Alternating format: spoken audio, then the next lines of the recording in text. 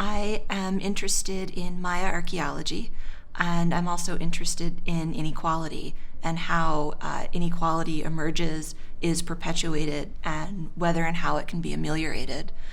I focus on community archaeology and try to do archaeology in a way that facilitates marginalized groups who want to tell their own stories and benefit from their own culture and history. I teach a seminar on space and power, which is looking at these two concepts and how they overlap. And I'm also developing a seminar on community archaeology, which fits very closely with what I do in my research. I co-direct an archaeology project at the site of Punta Laguna in the Yucatan Peninsula of Mexico. We are working collaboratively with a contemporary group of Maya peoples to learn more about ancient Maya history and culture. And we're working in such a way so that archaeology will benefit contemporary Maya groups, both in terms of learning more about their own history and culture, and in terms of benefiting financially from the lucrative tourism business that surrounds ancient Maya history and culture in the greater Cancun and Tulum area. I'm an archaeologist and I work on the Great Plains. Right now I'm working on the period of time from about AD 1200 to about AD 1500 and looking at major social changes in the farming communities on the eastern part of the Central Plains that probably produced the Arikara and Pawnee nations. Right now I'm teaching us a seminar on sort of archaeological epistemology, how do we know the past at all from things. The fundamental problem in archaeology is going from things to people, and it's not obvious. It's not always obvious how to do that. I want students to use all the issues that we're talking about to construct their own research. In June, I'm going to be heading out to northeastern Nebraska to excavate one of these enormous sites that looks like a place where we have people and ideas coming together from much of the Central Plains and much of the northern part of the Midwest. The indigenous North America was in this immense period of transition and social change and massive population movements across much of the continent. And they seem to have come together in a big way in this little drainage in northeastern Nebraska. I'm doing now analysis of ancient materials using spectrometry. And what I want to do is find ways to trace the origin of those materials and also how they were traded and what is the meaning of them when they are applied to artwork, for instance. That artwork can be a cave or rock art in a cave, or it can be all canvases in case of colonial paintings or European painting. And I also teach disaster and culture, and in a way this is a class that focuses in how anthropology analyzes hazards, risk, and vulnerability in specific cases in which disasters have affected or impacted societies. So what we have been doing in the last 2 years is put together a mobile laboratory so we can go to museums or archaeological sites with primarily painting and analyze the painting in situ.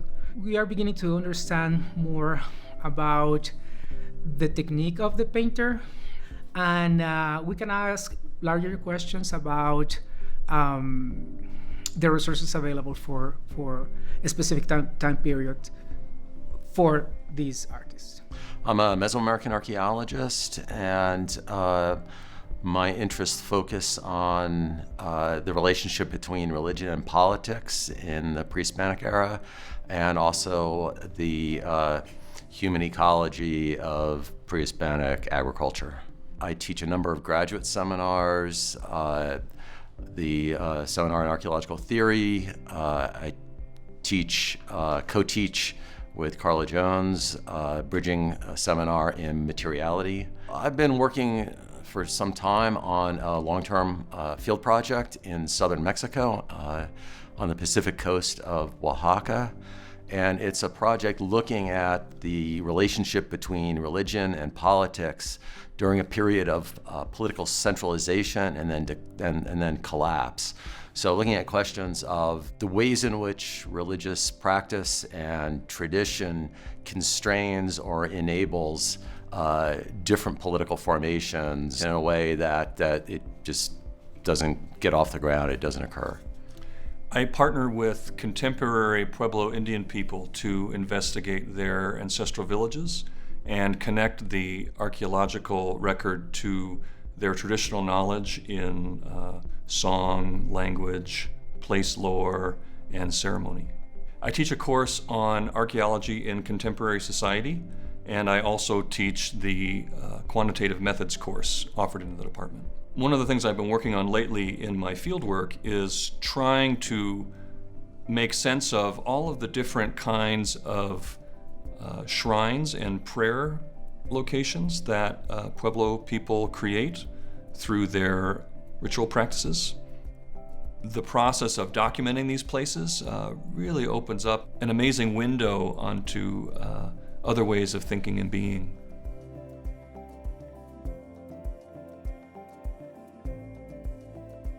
The archaeology program is very much a New World archaeology program. So we have 3 faculty that work in Mesoamerica. We have 3 that work in the Southwest, and then 1 that works in the Great Plains. Those areas, I would say, represent some of the strongest programs in those areas of archaeology in the United States. I really value how open my colleagues are to different theoretical and methodological approaches in the field, and I think that translates into more interesting student research.